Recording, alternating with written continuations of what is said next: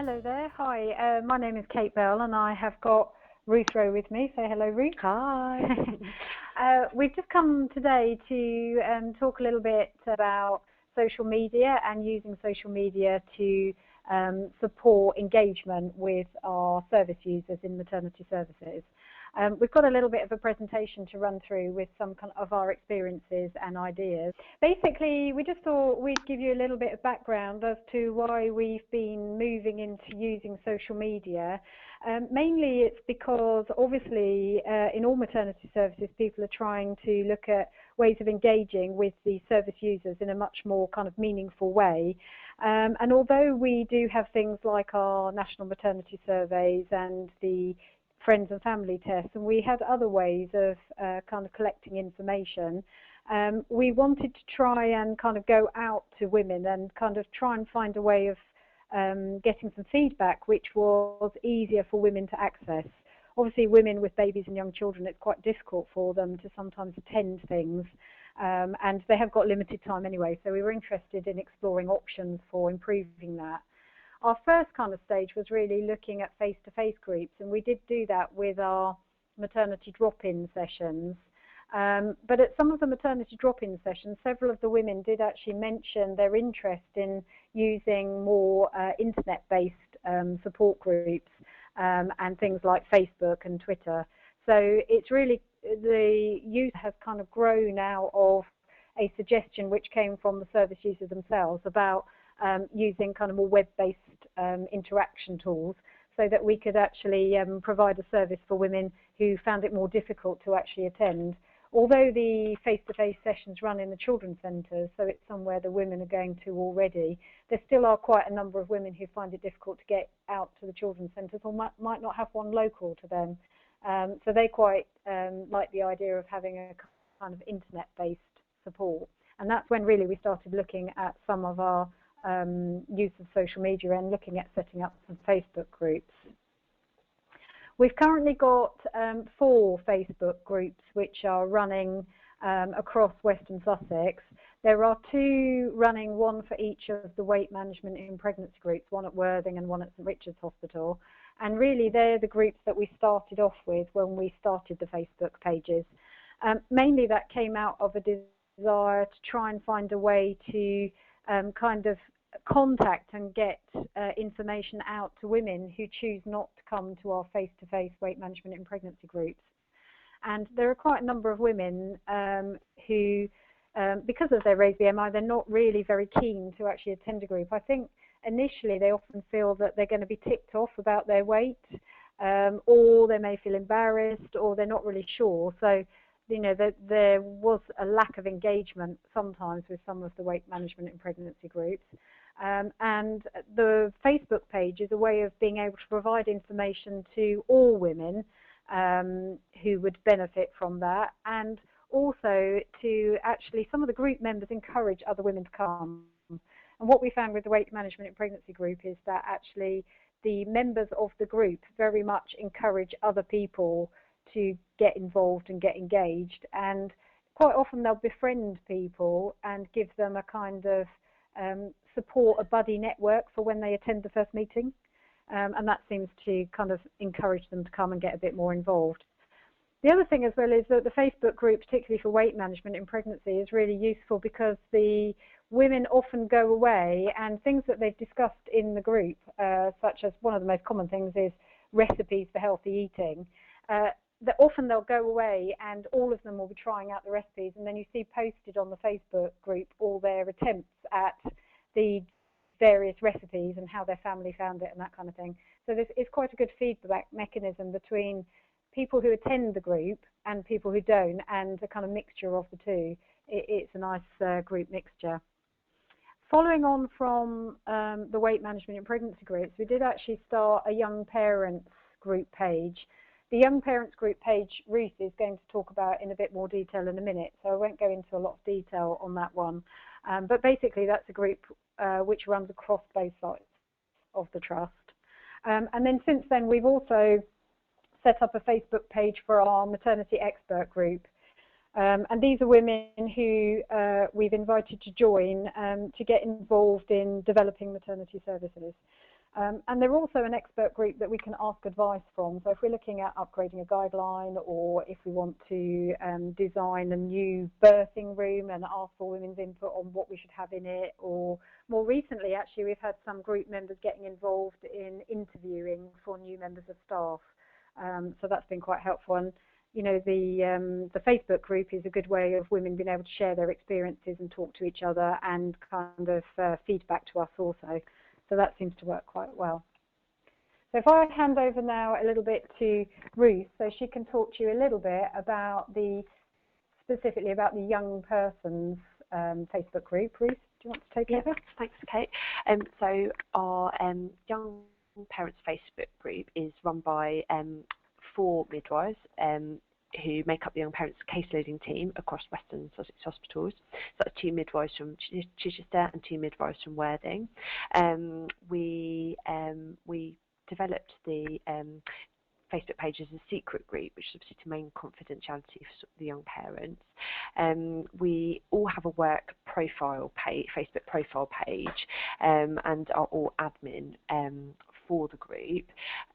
So we tell the young parents about the Facebook page when we book them, or perhaps a little bit later on in their pregnancy, and kind of generally get them to add us as a friend, and then we can add them to the young parents group. We also run multiple groups in the local children's centres across the area, and this sort of the Facebook group and the physical groups kind of support each other. Lots of reasons why we did it, which Kate has already kind of described some of them. One of the big ones with the young parents is sort of about engaging them and education in perhaps a more appropriate and interesting way for them. So some of the things that we do with engaging them is reminding them of the physical groups, so reminding them of the groups in the children's centre, when they are, what time they are. What we found is really beneficial is the girls tend to encourage each other.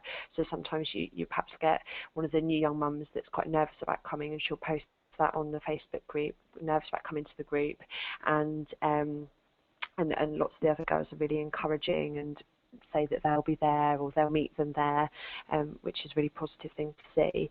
And the peer support tends to go further than that as well, with ideas being shared, tips and kind of tricks for pregnancy and with their babies. We use it to share information. We post links to things like Lullaby Trust information, guidance on kind of breastfeeding, say formula feeding, and also use it for a bit of humour as well. I posted a link to a poster today about the size of your baby compared to fruit and vegetables, which I think they liked. And we found that posting kind of links and sharing information in that way is not lecturing them, it's letting them take from it what they want, which is good. And also the availability of the information. So if there was something kind of urgent that we wanted to get out there, or something new that we thought was really important, often it's an easier way to share it quite quickly. They forever check in Facebook, social media, and perhaps the information can be out there quicker than waiting till they're seen at perhaps next antenatal checks, for example. And just accessibility for them, that social media is like a primary source of communication for young people, and it can really improve access to services for those that might be isolated for whatever reason. The area that we cover, Western Sussex Hospitals, is quite a diverse area made up of towns and quite rural areas as well, so perhaps for geographical reasons, getting them to the physical groups can be a bit of a challenge sometimes, transport issues, financial issues, for example. So it's a good way of those that, as many as we'd like to come to the physical groups at the Children's Centre, that they can still access lots of information and kind of make friends on through the social media, through the Facebook as well. Thanks, Green. Right. So, do you want to say something about the rules? Yeah, so we do have quite a list of rules for the group, which I think we're going to go into a bit more detail in a bit, with kind of pros and cons of using social media. But we've posted a couple on the presentation about how they need to be pleasant to each other and show respect towards obviously other members and staff members as well, of which as I mentioned, we are all admin, and one of our biggest kind of rules, if you like, is about not seek, if they're worried, that they need to be phoning into the triage line or phoning us for advice. But yeah, I think we'll go into a little bit more detail about kind of rules come under the risks and benefits in a minute. So looking at the benefits of using social media, obviously we're talking a little bit about the accessibility of it, and for the majority of women, I think most women nowadays seem to have smartphones, and particularly with younger age group women, you know, which is kind of a large part of our clientele really. They've kind of grown up with these social media and options for actually communicating with people in kind of virtual land. So for most women, it's not actually a huge departure from their everyday life to actually access some of these online support kind of mechanisms, and it seems quite normal for them. For us, it makes a huge difference, because I think one of the things that I found, and I think you were saying as well, Ruth, is that if you need to try and get something out to people, you can get it out there, and the speed of the response is actually sometimes quite startling. I mean, sometimes you've barely finished typing what you are trying to ask, and before you know it, you've got a whole host of replies back. So the kind of time from asking opinion or sending out a message or asking for some feedback can be actually almost instantaneous, really. You can, you know, you don't think people are kind of lurking around there waiting for you to put some kind of post, but before you know it, usually you've got lots and lots of replies. Also see through Facebook how many people have read what you've put out there. So if you're sending out a piece of information, you know, particularly that you want women to know about, then it actually gives you an idea about how many of the women within the group have actually seen and read that information. So even if they haven't replied, they may have looked at it and read it, and that's really, really helpful. I think the flexibility side of things is also really good, because it means that, you know, women can dip in and out as it really suits them. I find particularly with the expert group that you know, one of the things with MSLCs is that women often find it really difficult to attend at a specific time and in a specific place, and then you have all the issues with childcare and things like that. Whereas if they have a forum where they can interact much more freely and they can actually take time to think about and compose a response when it suits them, then that makes all the difference. And I know that I've found that in the past that people tend to make comments at all various times of the day and night, and quite often with women with young babies, lots of the posts seem to be in the early hours of the morning.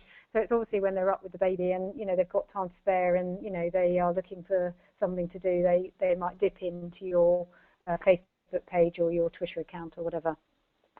The peer group side of things, I think, is a huge benefit.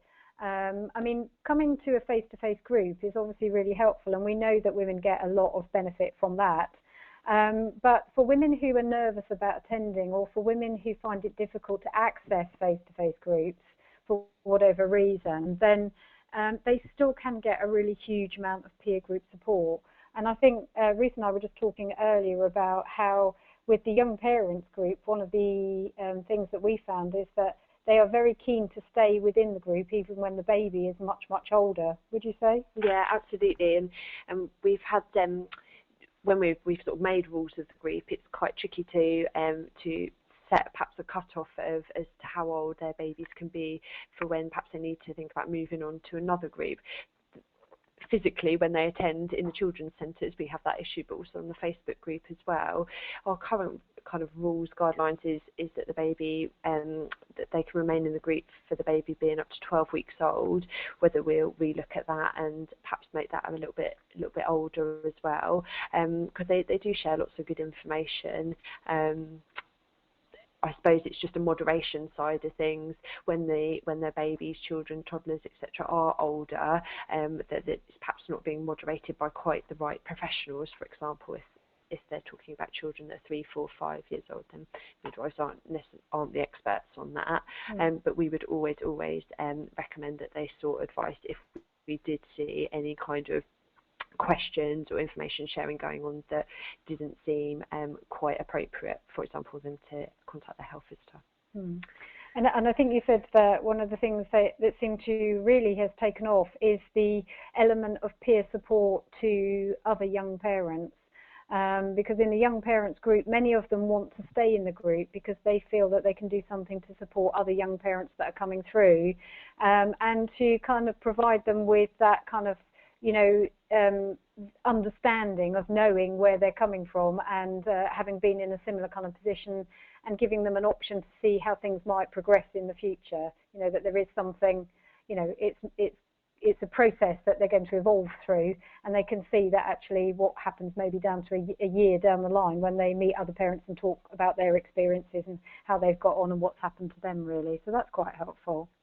The information resource side of things is very helpful because it does give you that avenue for, I mean, both on Facebook and on the Twitter account, it's really helpful for being able to advertise things that people should really know about. So you could put out things about, you know, when there's, you know, National Safe Sleeping Week or No Smoking Week, or, you know, whatever, anything that's kind of coming out that you would like to flag up to people, National Breastfeeding Week, just kind of getting the message out there, and so that it might not be on people's radar otherwise, but it can kind of pop up on their social media page, and it might just make them kind of look into it or think about it a bit more. And then, of course, there's that rapid feedback and response, which is really, really helpful, because it means that actually instead of having to send something out there and wait weeks and weeks to get replies like you do with a questionnaire or something, you're actually going to get fairly instantaneous response back, and that can be really helpful, especially if you want to try and develop something you've got a short timescale. On the flip side of that, I suppose the thing that people worry about with the use of social media, and I think from when I've spoken to other colleagues, often the questions that are asked in the kind of higher levels is about the risks that are associated with using social media in a professional format. It's quite difficult because I think for many years, up until recently, healthcare professionals have really been warned off using social media. And maybe that was because of not really knowing much about it and perhaps inappropriate use. The thing that I would say is that there are some risks associated with using social media in a professional kind of capacity. But one of the things that we've tried to do is about trying to really set up these group rules, and about, you know, setting things up in a certain way to try and think about some of the information governance issues. The other side of the coin that people worry about, and what people have asked me about a lot, is what happens if people put bad feedback out there. You know, people are worried, particularly on Facebook and on Twitter, you know, if people post something really nasty, or they're not happy with the service, or, you know, they're making some kind of complaint, you know, how are you going to manage that?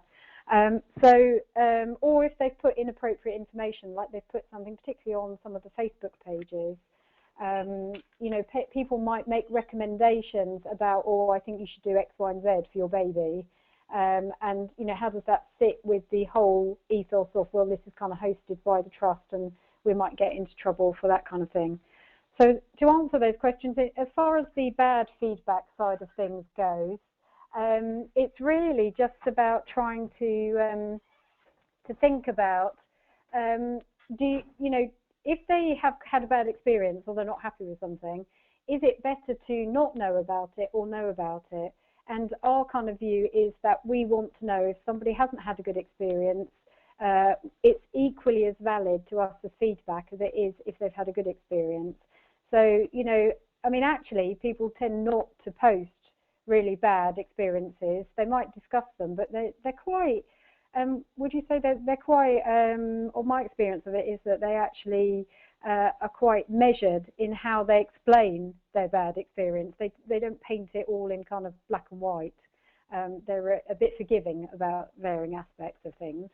And as far as inappropriate information goes, you know, we're very clear that this is a support group. It's not for specific individual advice, and that actually group members may post things, in which case I think, because in the young parents group you have had women who have posted information, and one of the facilitators will go on and say, well, actually, this is not advice that we would recommend. So you can kind of see that in a way, knowing about what kind of information they're giving each other is quite helpful, because if they're giving erroneous advice, you do have an opportunity to correct it, both for the person that's giving it and for those that are receiving it.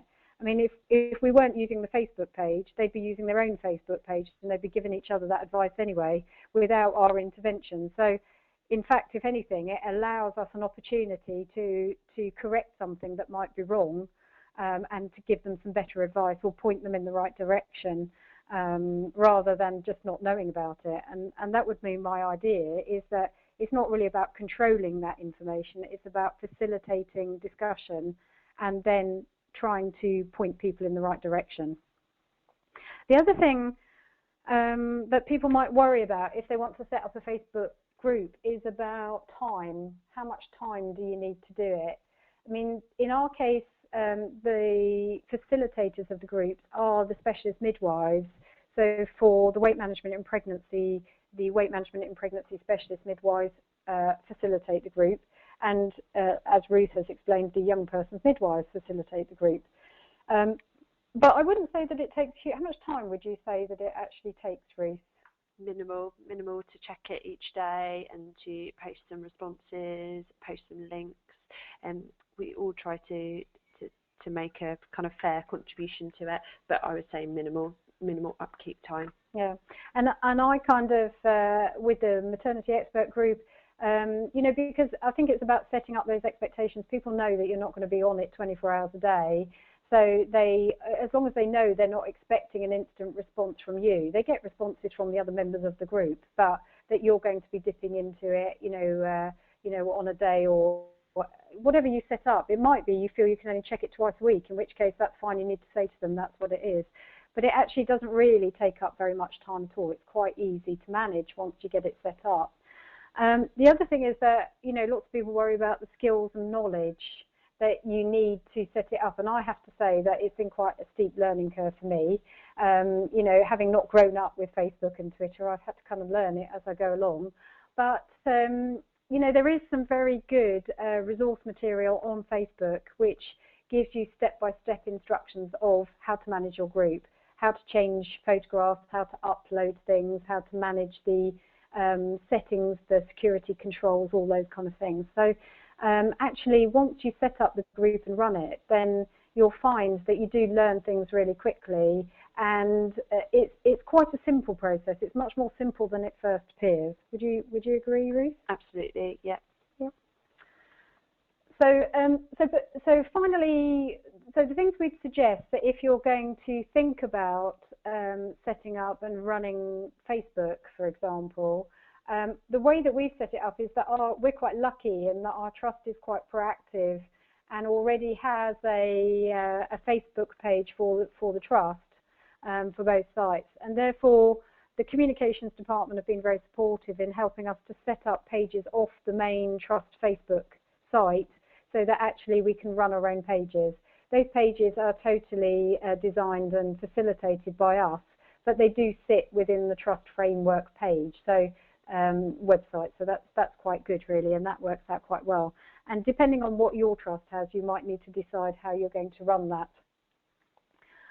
The other thing that we'd kind of suggest is that, you know, obviously it's easy to look at the information and to manage and run the groups. We just said before you don't need much time to do that, but it is important probably to nominate a specific small group of administrators. And in most trusts, in our trust, one of the things we had to do first of all was get the block on Facebook and social media lifted from the accounts of the people that were actually going to run the Facebook groups, because generally the trust as a whole has a block on social media sites.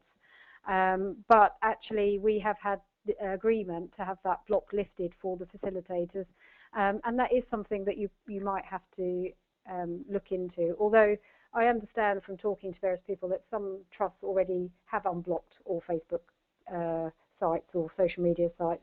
So it might just vary depending on what your trust currently has. I mean, the other thing you need to do when you're thinking about setting up your group is decide on your group settings. Maybe look at whether you want your group to be a secret, closed or open group. And by that we mean, is it secret? Can only members of the group see that you're in that group and see the postings? Or is it closed, in which case people can see you're in the group, but they don't know what's posted in the group? Or is it open, anyone can see it and anyone can post? They're the kind of things. I mean, mostly we started our groups off as secret groups, as the Facebook for Young Parents group is. But one of the weight management in pregnancy groups actually asked for their group to be a closed group rather than secret, so that's been changed. Because they're not worried about people knowing they're part of the group, but they, you know, they want people to be able to access it more easily. The other important thing to think about is setting up your group rules and your code of conduct. As Ruth said, we have very strict rules that we post on the group pages, which detail, there's a long list of them about, you know, this is what we expect of you if you're going to be part of this group. And I wouldn't say that actually in our experience we have had any issues with that at all. Perhaps some inappropriate content in the sense of they would like to sell some of their baby stuff on the Facebook page, but we kind of reined that in, and they understood the reasons why we don't encourage selling on there.